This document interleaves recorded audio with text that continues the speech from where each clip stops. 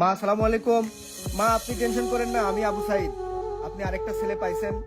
আল্লাহ পাক আমাকে বিদেশে রাখছে, আমি দেশে যে আপনার বাসায় যাব। বিদেশ থেকে আমি প্রতি মাসে আপনাদের দেখভালের জন্য যা খরচ, ওই যে বাবা বলছিল না একটা টিভিতে যে ওই টিউশনির টাকা দিয়ে আপনারা চাউল কিনে খান, ওই চাউল কেনার টাকার আর টেনশন করা লাগবে না, ঠিক আছে? আমি এই যে চায়নাতে আছি এখন আমার বাসাতেই। আমি গতকাল থেকে কিচ্ছু করি নাই, শুধু আপনাদের খোঁজ খবর নেওয়ার জন্য খুব চেষ্টা করছি। ফাইনালি মইদুল ভাই আমাকে অনেক সহযোগিতা করছে, আলহামদুলিল্লাহ। আপনাদের সাথে কথা বলতে পারছি, বাবাকে দেখছি, আলহামদুলিল্লাহ আমি খুশি।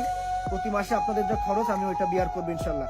আর বাবাকে আমি বলে দিব ইসলামী ব্যাংকে একটা অ্যাকাউন্ট করতে, যা যা করণীয় আমি করে দিব ইনশাল্লাহ। কেমন? আমার জন্য দোয়া রাখবেন ইনশাল্লাহ।